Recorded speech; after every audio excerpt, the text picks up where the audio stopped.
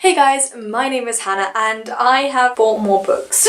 So a couple days ago I went to the bookshop with my older sister because I had book vouchers and we all know that that is the best thing to have. We went to two bookshops, Foyles and Waterstones. I bought 4 books there in total, but then I ordered a book yesterday and it arrived. So I have got 5 fabulous books that I have purchased over the course of the last couple days. So without further ado, let's get started. No matter how much it looks like she doesn't love me, she does, I promise. She doesn't particularly like to be handled, but she loves me nonetheless. Okay, she doesn't.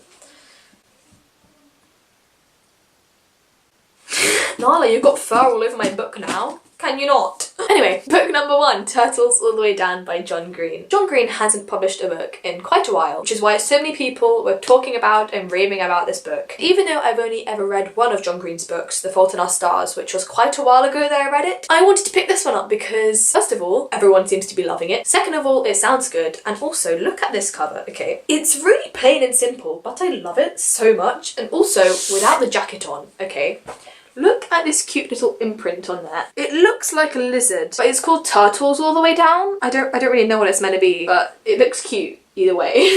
On the inside of the cover, there is this massive poster thing with a bunch of quotes from his books. I thought that was really cool. And also these little end pages here, they're really cute. I don't know why I like the kind of spiral so much, but I do. I don't really know much about this book. The blurb only really talks about the people in it. So there's a 16-year-old girl called Azza, her best friend Daisy, and a fugitive billionaire, Russell Pickett. There is a $100,000 reward at stake. Correct me if I'm wrong, I don't know this for certain, but I'm pretty sure I've heard somewhere that Azza has OCD, I think? That's what I've heard. Please tell me if I'm right or wrong. I don't want to be giving people the wrong information about this, so don't take my word for it, is what I'm saying. Book number 2 that I also got at Foyles is Dragonfly and Amber by Diana Gabaldon. If you don't know, I finished Outlander during Read by Zoe's 24-hour readathon earlier on this month. I said during my vlog for that I'm going to read this book, but after I have a little break because, as you can see,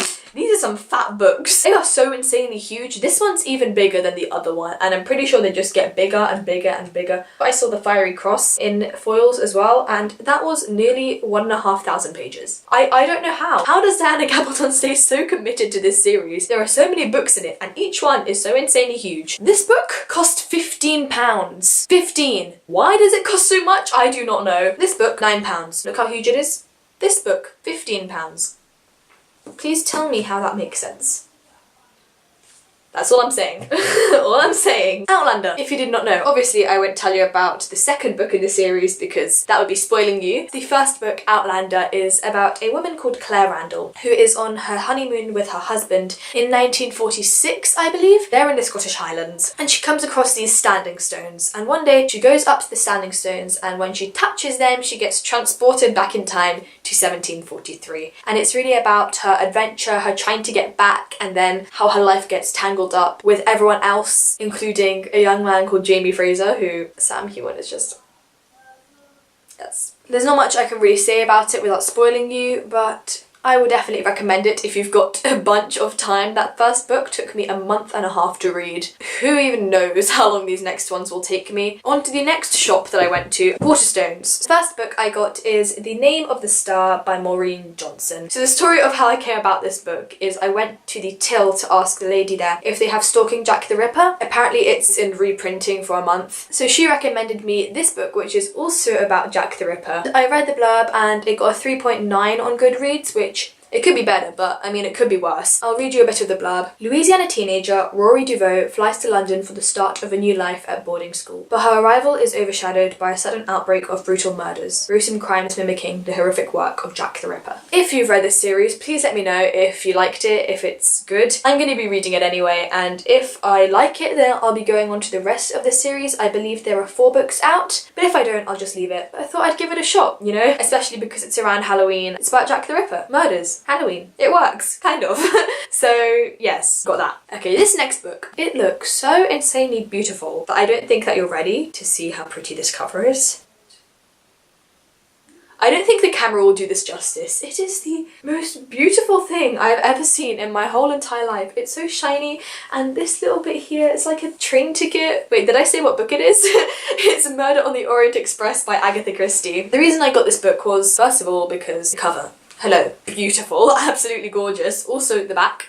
So pretty! A new film version of this is coming out really soon with Leslie Odom Jr. in it, and if you don't know who Leslie Odom Jr. is, he was the original Burr in Hamilton. I would have watched it anyway because I used to watch all the old Poirot things from the series. Lucky for me, I don't remember anything that happened in Murder on the Orient Express because I watched them all when I was so much younger than I am now, so I've forgotten most of them. I want to read this before that film comes out, and again, linked to Halloween. Murder mystery detective kind of thing, so looking forward to that one. And last but certainly not least, the final book that I got, which arrived in the post yesterday, is Stalking Jack the Ripper by Kerry Maniscalco. I'm kind of mad because, look, they messed up the bottom of this in the post. Because of how flimsy this book is, as you can see, I'm not that pissed about it because I know that I'm gonna mess it up myself. Knowing how well I look after my books, it's bad of me, I know, but I'm trying to work on it, okay? If you've seen any of my previous videos, you might know that I have been wanting to read this for so long, and I finally got my hands on it. After I asked the lady at Waterstones if they had it and she said no, took it upon myself to make my way over to Amazon and found it on Prime for pretty much half the price it was in Waterstones. First of all, just look how cute these little... Okay, I sound like a psychopath. Look how cute these drawings are, not specifically the tools, but just... I think it's cute. Cute's the only word I can think of. I'll read you the blurb. He murdered a woman in cold blood. He terrorised an entire city. He taunted those of us who hunted him down. But despite all these horrors, in the end, I could not deny it. I was the girl who loved the Ripper.